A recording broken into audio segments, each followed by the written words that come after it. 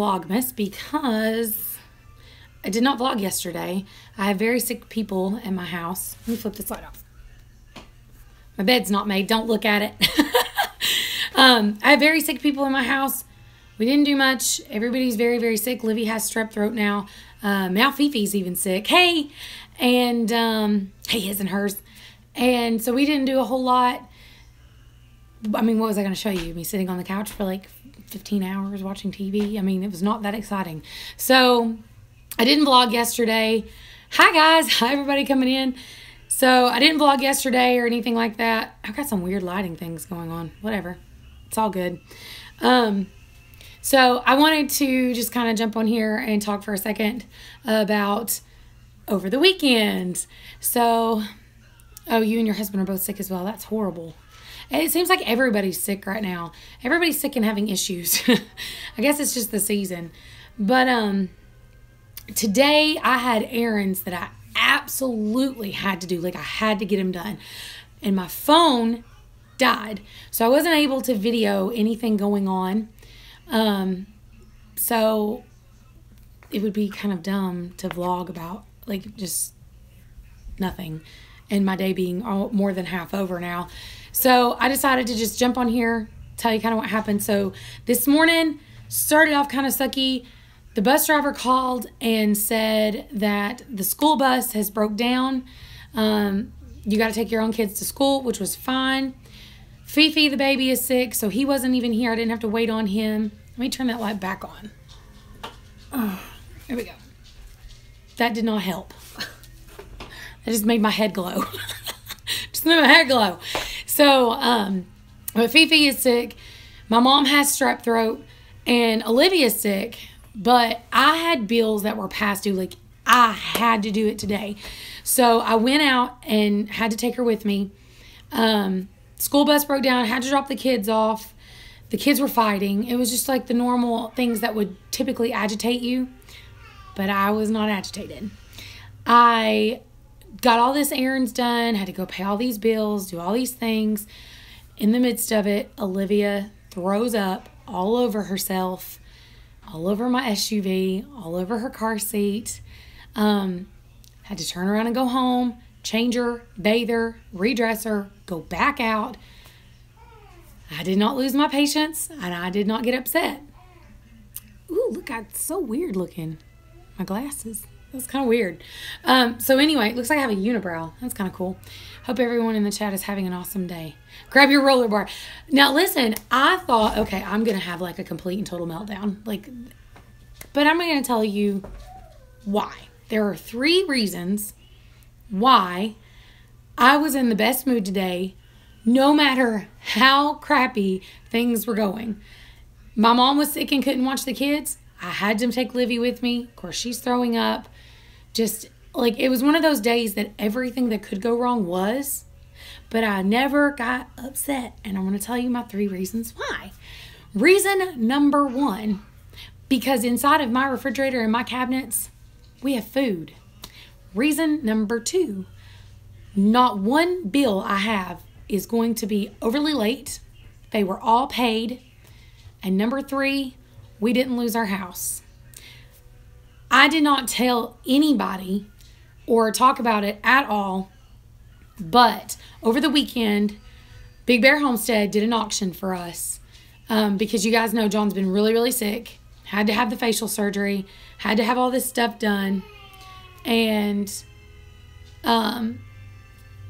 he went an entire month without work, on top of having to pay for a surgery, on top of having a $350 water bill that came. So many things just kept hitting us left and right, left and right. And I didn't think we were going to, it was beyond, I don't think we're going to get Christmas for our kids. Like I had automatically just said, okay, we're not getting Christmas. Like it's just, they'll get stuff at other people's house. It's not a big deal. You know, we'll bake cookies, do the Christmas story. We'll do something like to take their mind off of it. Like we won't even mention it. Like these were the thoughts that I was having. I wasn't prepared to lose our house, but I knew that that was a very real possibility because the mortgage company that we have, it's like you're late more than a month, they're done. Like, you're done. There is no letting it accumulate on you. Like, they will immediately start the process of removing you. So I was just like so stressed about everything, but I never wanted to tell anybody because I knew if I said, hey, it's really truly this bad, that people would, there would be a couple of people. There would be the people that would want to jump in and help, and then there would be the people that would think we were just trying to get money. So I thought, I'm just going to keep this to myself. I won't talk about it. It won't be a big deal. We'll just do what we got to do. We've been in worse situations. We really have. When our baby died, when we first got married, we lost my job. He wasn't working. He was in school. Our baby died.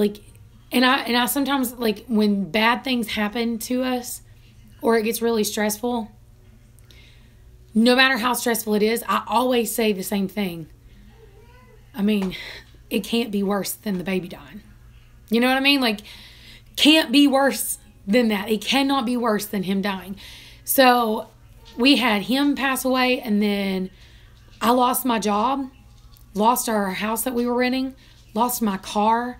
We literally were homeless and had to move in with his grandparents, which turned out to be a huge blessing because I ended up they had an in-home daycare, and I ended up working in the daycare, and John went to work with his papa doing lawn care. So they gave us jobs, they gave us a home, we ended up having Mara, got back up on our feet. It was a very slow process, but we did it. So I just kept thinking, it's not as bad as that. It's not as bad as that. But it was getting pretty bad. And so Big Bear Homestead done an auction for us. And so many people, and I'm trying very hard not to cry, because if I do, then it's not going to sound right. It's going to sound stupid. You aren't going to hear what I'm saying. It's just going to sound like me. You're just, so I'm trying to control myself. So many people donated, and we're still donating even during the auction. So many of you guys bought stuff. So many of you guys have sent me text messages, Facebook messages, YouTube messages, just the kids are playing, just so many things, just encouraging me, telling me that you love me, just all this stuff. It was just very overwhelming. And even in the auction last night, people were saying they would bid a certain amount, and then they would be winning and then add more to it. And somebody's like, and then Jason was like, guys, you're winning. And they're like, I know, but it's for hope. And I was watching, and I was watching in tears because I'm not doing this. Because I didn't realize that many people actually care. I mean, it's one thing to watch somebody, because I watch plenty of YouTubers, but I'm not giving them my money. That's why, when people are like, oh, we're going to Patreon, I'm just like, no, I'm not doing that. Because, I wouldn't want to have to pay $1, $2, $5 to watch somebody's videos that I can get for free. Because if they are going to go to Patreon, there's a million people on YouTube. Millions and millions of people on YouTube. So what? Your favorite person leaves. Guess what? There's 10 other people waiting behind them with just as great of content that you may love even more. So I'm just like, I would never do that. And so for me to see people say, I'm willing to give you money, especially around Christmas, because Christmas is hard. It's hard. And thanks to you guys, I'm not crying. I'm not doing it. But thanks to you guys, we have our bills paid for this month. We're not losing our house. And I got my kids Christmas presents. Look at Robin popping in. But that is one of those things that I could not. Someone stop cut. Yeah, don't cut onions. That is something that I cannot thank you guys enough for. I really can't. Not even just the people who donated and paid, but the people who've been sending me stuff, telling me that they're thinking about me and encouraging me and telling me that they're praying for John and, they're thinking about him. And even just the people that just constantly or continuously comment and watch videos and stuff. You guys mean the world to me that you don't understand. I am going to end up crying, whether I want to or not. You guys don't understand. I was bullied really, really severely as a kid. And I was made to believe that nobody, and let me tell you something, it doesn't matter how much your mama loves you and how much she tries to build you up. When everybody else on the outside world tells you how worthless you are, you believe it. And I believed it. So when I started doing YouTube, the people who watched me at first, it was just like family. And I thought, oh, that's so cool. I remember even posting this. I was like, oh my God, there's 60 people that watch me. Oh God, 60 people. Can you believe it? And I was like 55 of them are family. There are 5 people out in the world that care. And it just kept building and building, and people kept watching and kept coming, and I kept thinking, but why? But why? And it's because, like, no matter how long I've done it or how many times I've heard people say, oh, well, we love you. Well, I mean, that's easy to say. I tell She's in Her Apron, well, I love your videos. I do love her videos. I like to watch them. I get up every morning and come on at 6 o'clock, Monday, Wednesday, and Friday, get a cup of coffee, sit down and watch She's in Her Apron. That's my thing.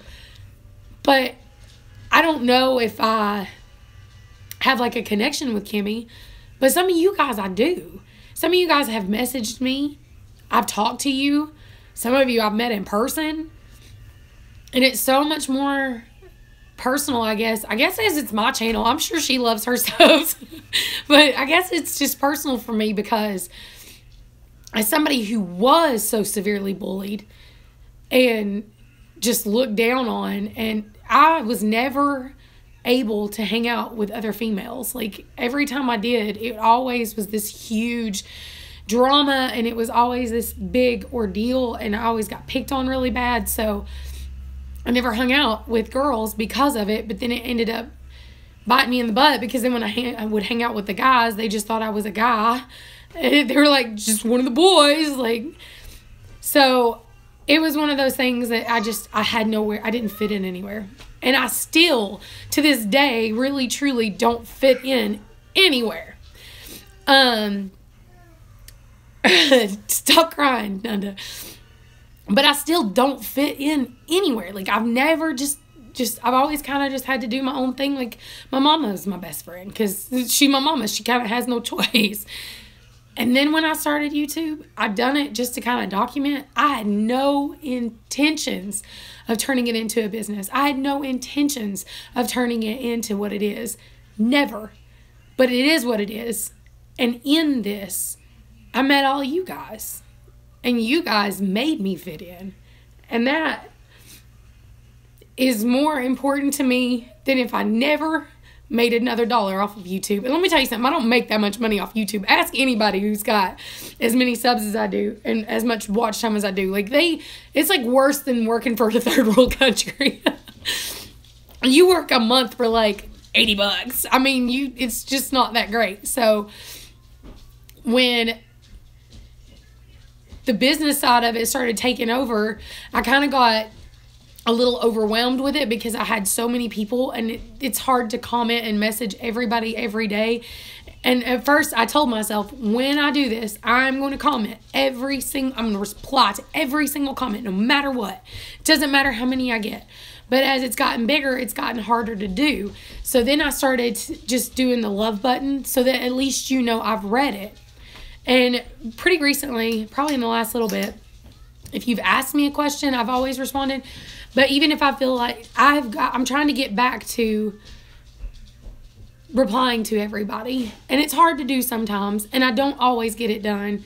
Especially when I'm trying to film, trying to edit, and then doing the things you see me filming and editing. It gets hard sometimes. But I just wanted you guys to know that I've not said a lot about it. But I wanted to tell you now. I wanted to stop and say something. Because obviously I'm not doing a vlog today because it's almost the end of the day and I ain't done nothing. Like, my house is just, whoo, I didn't clean all weekend. Woo, it's bad. So I got to get all that stuff done. But I just wanted to take a minute, actually 14 minutes of me rambling and crying live.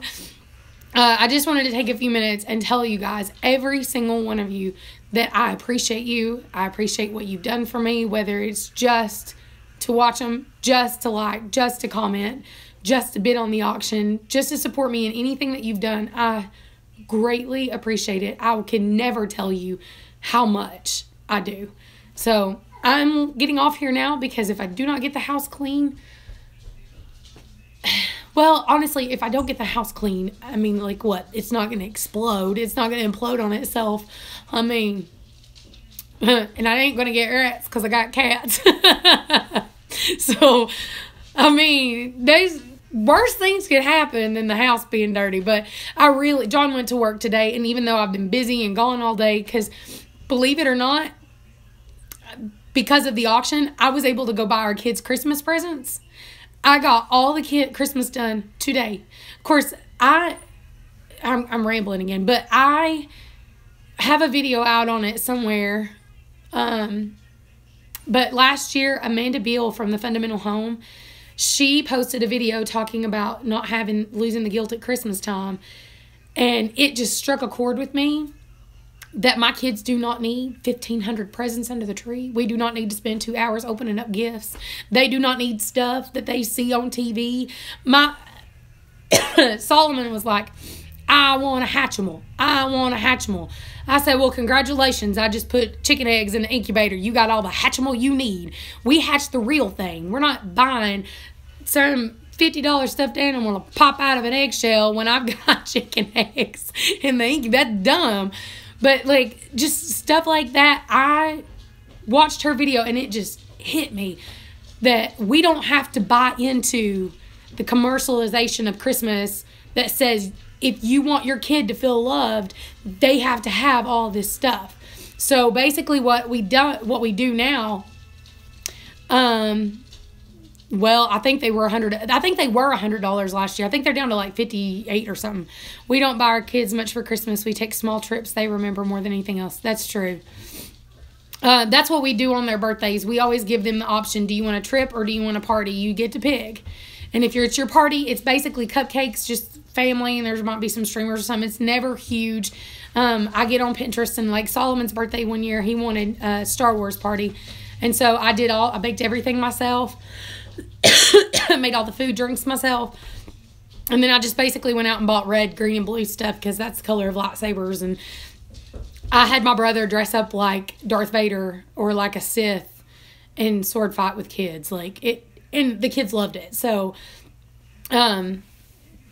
we cut down on Christmas a lot, and my kids loved it. And we even tried to do last year. We did this year. I didn't do this. This year, I just said 4 presents each. That's it. You get 3 small things less than $20, and then you get 1 big thing about $50. That's it. That's all you're getting. Nobody else is getting anything. So they kind of gave me a list of the things that they'd like to have, and so I just filtered through the list. And that's how we did Christmas. Last year, what I did is each kid and each adult got $20 per person to spend.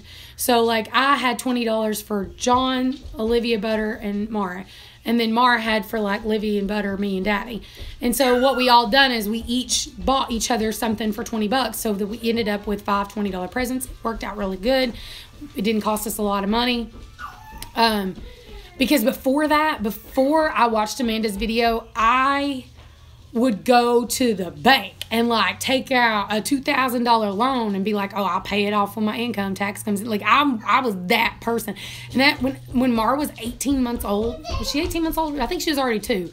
No, it was right before her second birthday. Her birthday's in February, end of February, and it was the Christmas before her second birthday. I bought the baby a tablet. A tablet. That don't even make any sense. But that's what I did. Because so-and-so's kid was getting a tablet, and I didn't want her to feel left out. Now, my kids have gotten to where they know. They're like, oh, that's fine. I just want this. Because by the time we go to families, like last year, we went to family places. We had so many presents in the trunk, we didn't even get them out. Like, they lose them and destroy everything by February. So, we've just cut ourselves off from that kind of commercialization of Christmas, and instead we just focus more on giving to each other and having fun with each other. That's more important than anything. Look at my unmade bed. Look at that. How terrible. I got to do that as soon as I'm done. But we did that, and then the other thing, since we've moved into this house, we've not done it. So Olivia has no memory of this. But at one point I had a nativity scene where baby Jesus actually came out of the manger. Like he was separate from his manger. And I started it with Mara, and what I would do is every morning when she was really little, I'd be like, is baby Jesus in the manger yet? And she's like, no. And she'd go run in the living room, and she'd grab hold of it, and she'd look, and she's like, nope. And I'm like, nope, not here. And so we did it every day from December the 12th, because she was kind of little, and I didn't want her to lose, like, steam about it. And then she got to where she'd get up in the morning, you hear them little feet running down the hallway, wouldn't say hi to me. She'd come straight in there, look at the manger. And then on Christmas morning, baby Jesus would be in there, and then I would read her the story and explain why. She loved it. But when we moved into this house, something happened to that nativity set. And so today I was looking at nativity sets, and I was just like, we're going to have to like make them out of paper or popsicle sticks or something, because like the cheapest one I saw was like $60, and Jesus didn't even detach. And I'm just like, I'm not taking the whole manger. The whole point is you got to look for him in the manger. So at some point, I might get one of those again. Not this Christmas, but next Christmas, I would like to try to do that again. That's another cute idea. You guys could try it with your little kids. It works with little kids. Older kids, they're just like, that's dumb. But little kids, it's like a magic and wonder to them. So I don't know even if I would do it now, if Livy would care. Because her birthday is the day after Christmas, and she turns 4. I will no longer have toddlers. One of the things... I don't think Mara will watch this far into a live stream. One of the things that I got for them for Christmas is they wanted these baby dolls that look real, and they weigh the same as a newborn baby. They're like 7 pounds. And but you can get like crazy, and they can be like breathing and have a heartbeat, and like just it's weird. But there was one thing that she just really wanted. And we looked through the catalog, and she was like, this is what I would really like to have. And I was like, yeah, Livy wants one of those too. And I was like, but I've already bought your big present. And I said, so help me find one for Olivia. I already bought one for Olivia. And I said, go ahead and help me. It was already in the cart. She had no idea. And I was like, go through here and pick out which one you think Olivia would like. Because, you know, kids, they're going to tell you what they would like and think the other person would. So she's looking through, and I was like, you think she'd like a boy or girl? And she said, it's a girl. So we're scrolling through, and we're looking, and I was like, that one's cute. And she was like, no, its eyes are open. That's creepy. So we're scrolling, and there was this one little baby, and she goes, oh, Mama, look, that one. And it was actually cheaper than any of the other dolls. And I said, that one? I said, but wait, that's a boy. And she goes, I do not care. My feelings matter too. And I said, what do you mean your feelings matter? She goes, I'm going to play with this with Olivia. So she has no idea that I already had bought Olivia the little girl doll. And so Mara's getting the little boy doll. Not a clue. And I'm so excited. I actually went today. We have a consignment store probably about 15 minutes from here. And they sent me a message that said, and these babies wear newborn size clothes. So they sent me a text message, because they'll send you stuff for like deals and stuff. And everything in the store is half off. And I was like, we're going to go find baby doll clothes. So I'm at the store, and I'm like holding up all these newborn clothes, and I was like, oh, I forgot what it was like. I was just like, little baby stuff. I was trying not to be weird in the store, but to say the least, they had a pack of diapers that was there that was newborn size. They had blankets. They had little diaper bags. I got them diaper bags, blankets, 3 outfit fits for each baby, a little tiny stuffed animal for their baby, hats for Mara's, and headbands for Livy's for $12. Not a piece. For $12. Oh, that's stupid. For $12 altogether. So you cannot beat that. So, do they come with pacifiers?